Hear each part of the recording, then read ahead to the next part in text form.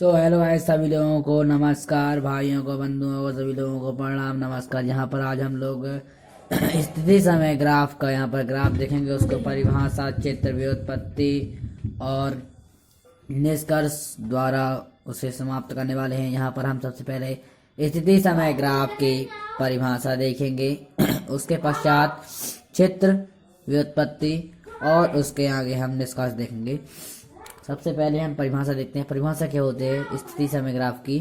तो वह ग्राफ जो किसी वस्तु की स्थिति तथा समय का बोध कराता है स्थिति समय ग्राफ कहलाता है। मतलब वह ग्राफ जो स्थिति समय, मतलब ये किसी वस्तु की स्थिति तथा उस वस्तु का समय, उन दोनों का बोध कराता है, तो वही ग्राफ स्थिति समय ग्राफ कहलाता है। किसी ग्राफ द्वारा हम किसी वस्तु की स्थिति तथा समय का बोध कराते हैं, उसमें मतलब दर्शाते हैं उस ग्राफ में, जैसे इस प्रकार दर्शाया गया है, उस ग्राफ को स्थिति समय ग्राफ कहते हैं। तो इस प्रकार हम चित्र में देखेंगे इसको कि यहाँ ये एक्स अक्ष है और ये वाई अक्ष यहाँ पर देख रहे होंगे आप लोग।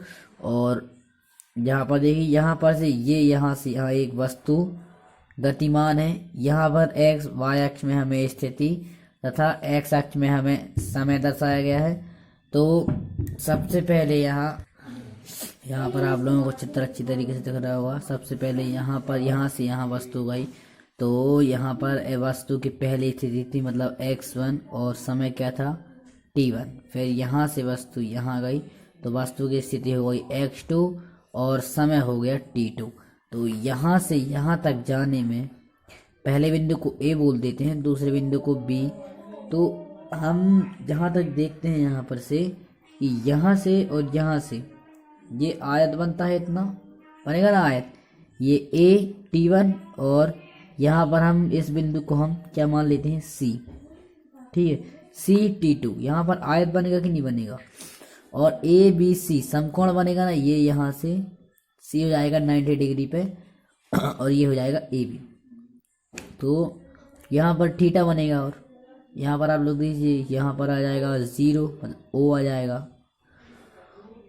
यहाँ पर आप लोगों को समकोण त्रिभुज दिख रहा होगा, आयत दिख रहा होगा। स्थिति, वस्तु की स्थिति, ये वस्तु एक वेग से गतिमान है, उसकी स्थिति x1 x2 t1 t2।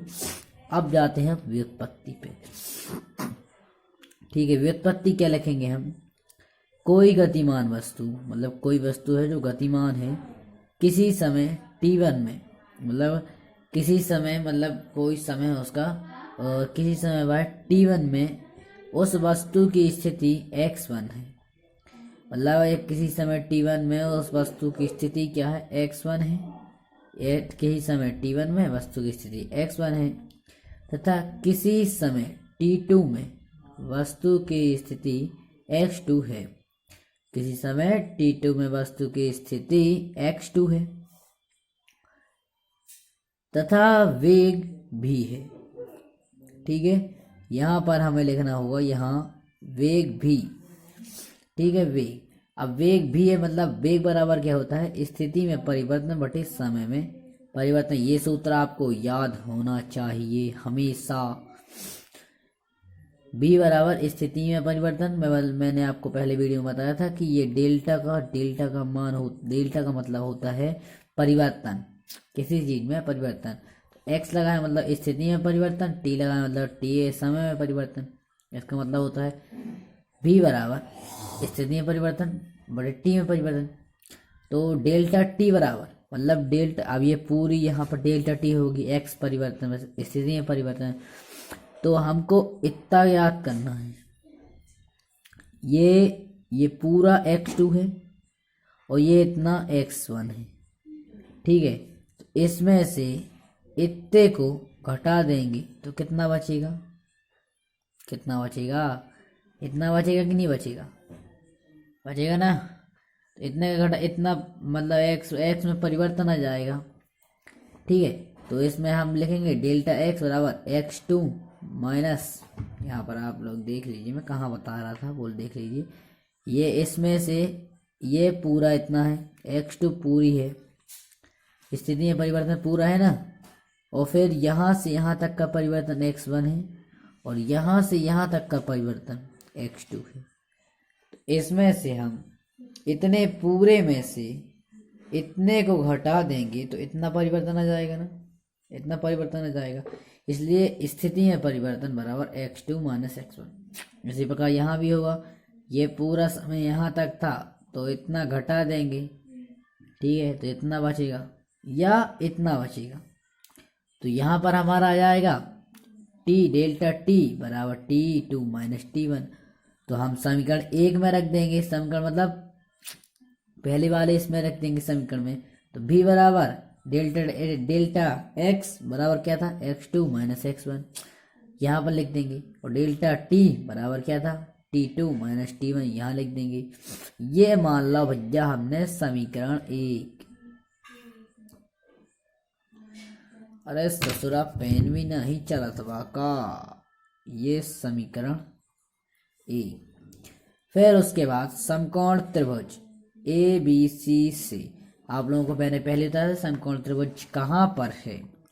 यहाँ पर आप लिख दीजिए ABC। यहाँ पर आप लोगों को समकोण त्रिभुज दिख रहा है, यहाँ पर आप लोगों को ABC दिख रहा होगा। स्थिति x1 और स्थिति x1 t1 और स्थिति x2 t2 से A और B का निर्माण होता हुआ और स्थिति B बिंदु और T बिंदु के मिलान से यहाँ पर हमें काल्पनिक रेखा यहाँ पर खींचा गया, इसे AC माना गया। तो यहाँ पर लिख देंगे ABC। यहाँ पर समकोण त्रिभुज है क्योंकि इन दोनों का वर्ग बराबर इसके वर्ग के बराबर होगा ना, इसलिए यहाँ थीटा है ना। तो थीटा का हम सीधे कर देंगे टेन थीटा बराबर क्या होता है, मैं आप लोगों को 10th में तो पढ़ाई होगा साइन थीटा कॉस थीटा, ठीक है। तो टेन थीटा बराबर क्या होता है, लंब बटे आधार, ठीक है। तो यहाँ पर लंब देख लीजिए, लंब क्या है, ये है BC और BC और आधार क्या है AC। C यहाँ पर है, यदि ना दिख रहा हो तो AC BC, लंब ये है BC, AC जाएगा आधार। तो यहाँ पर हम देखेंगे BC बटे AC टेन थीटा बराबर।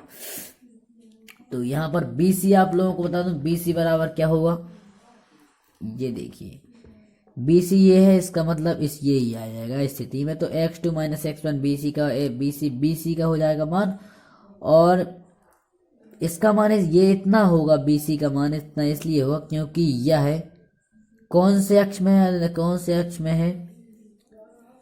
y अक्ष में, मतलब स्थिति में, ठीक है। जहाँ स्थिति को दर्शाया गया है वह y अक्ष है, जो यह दर्शा इसमें है, BC उसी में है। और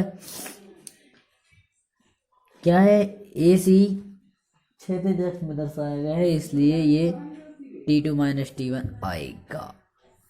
तो यहाँ पर आप लोग देख सकते हैं BC बराबर x2 माइनस x1, AC बराबर T2 माइनस T1। तो यहाँ पर AC BC, फिर इसी में हम इसमें इसका मान रख देंगे टेन थीटा बराबर x2 माइनस x1 और T2 माइनस T1। इसे कोष्टक में हमें लिखना जरूरी है, यहाँ पर भी लिखना जरूरी है, और इसको भी यहाँ पर हम जल्द लिख दें तो सहूलियत होगी यहाँ पर, जिससे हमारा जो पेपर चेक करेगा वो क्वेश्चन से नंबर नहीं कटेगा, आंसर से मतलब।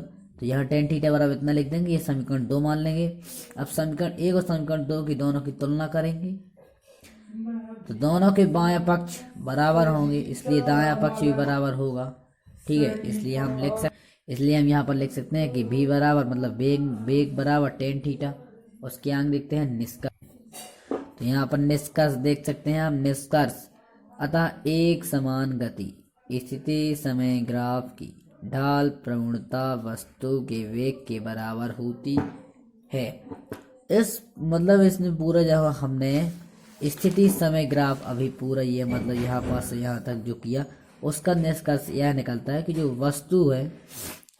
वस्तु जो होती है, जो स्थिति समय ग्राफ है ना, उसकी ढाल जो होती है, ढाल प्रवणता वेग के बराबर होगी। स्थिति समय ग्राफ की ढाल या प्रवणता वेग के बराबर होती है। सीधा इतना लिखेंगे, आपका निष्कर्ष हो गया। आप लोगों को मैं भी यही बता दूं कि जब स्थिति समय ग्राफ आता है तो 4 बिंदुओं में आप लोगों को लिखना होता है, ठीक है।